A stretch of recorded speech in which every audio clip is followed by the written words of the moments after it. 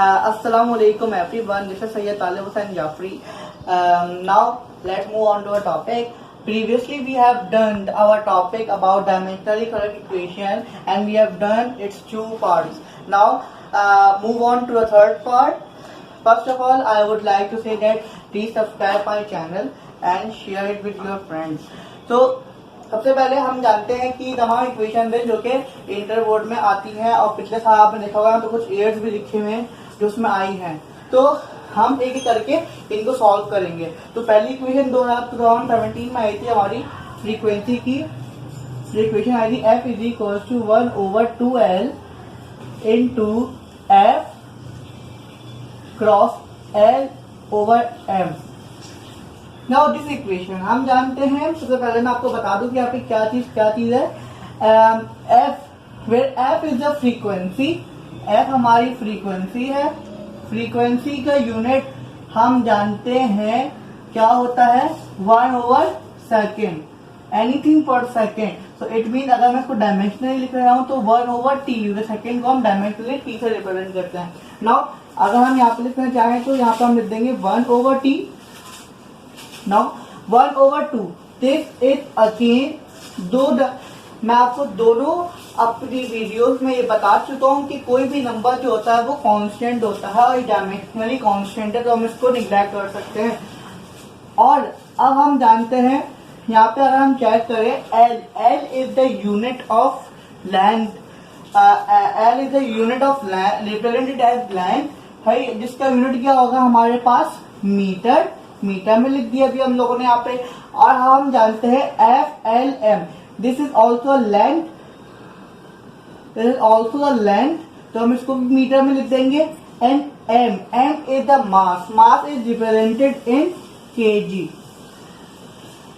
Now F is force, हम जानते हैं F हमारी क्या है, फोर्स है। फोर्स का यूनिट क्या होता है किलोग्राम मीटर पर सेकेंड स्क्वायर। इसको अगर हम डायमेंशनली लिखना चाहें तो क्या होगा m मीटर L/t स्क्वायर। तो m L/t square is the dimension of force. तो मैं यहाँ पे अभी लिख दूंगा, यहाँ पे अभी इसको इस तरह नहीं लिखूंगा, पहले मैं यहाँ पे सिंपल इसको किलोग्राम मीटर पर सेकेंड स्क्वायर लिखूंगा। नाउ देन अब यहाँ पे आप लोग 1 लिख दीजिए।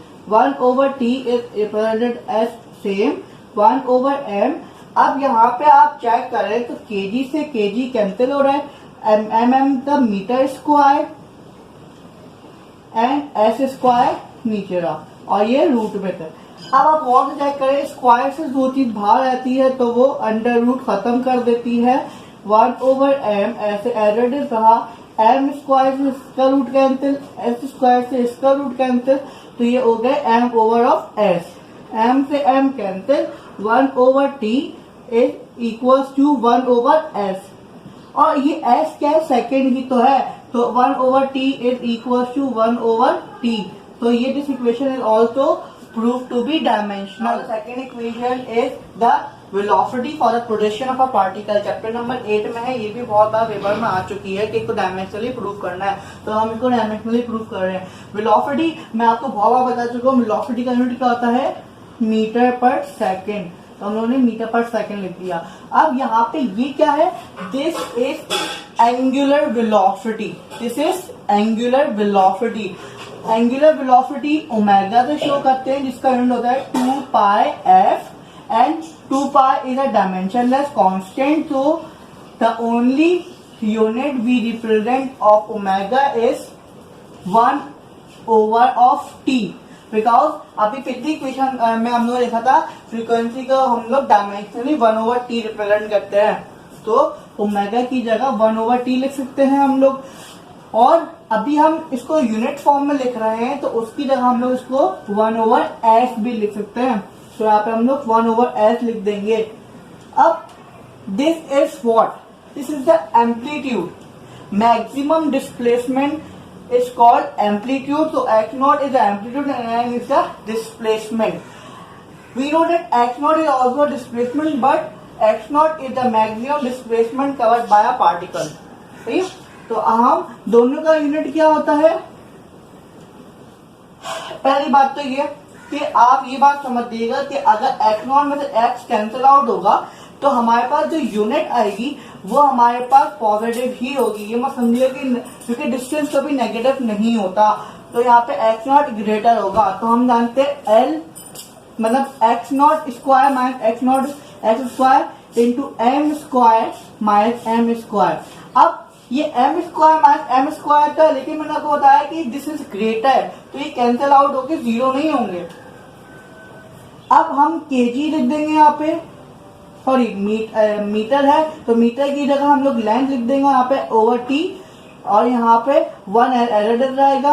S is represented at T and this मैंने बताया मीटर है, मीटर तो मीटर इंटू मीटर, मतलब मीटर में से मीटर को कैंसिल आउट करेंगे तो हम लोग एल ही मतलब मीटर ही बचेगा, और मीटर का स्क्वायर तो यहाँ पे लिख देंगे एल स्क्वायर। एल स्क्वायर से ये रूट कैंसिल हो गया, L over T, L over T this is, क्योंकि हम जानते हैं एल ओवर टी ऐसे ही रहा और यहाँ पे एल ओवर टी ऐसे ही रहा। This equation also proved to be dimensionally correct. Move on to the third part. This equation ये वाली जो हमारा थर्ड पार्ट है ये भी हमारा 2018 में आ चुका है। इसमें हमें डायमेंशनली करेक्ट इक्वेशन प्रूव नहीं करनी, बट ये बोल रहा है, बस ये बोल रहा है कि dimension of G over G, capital G over G R what, क्या होती।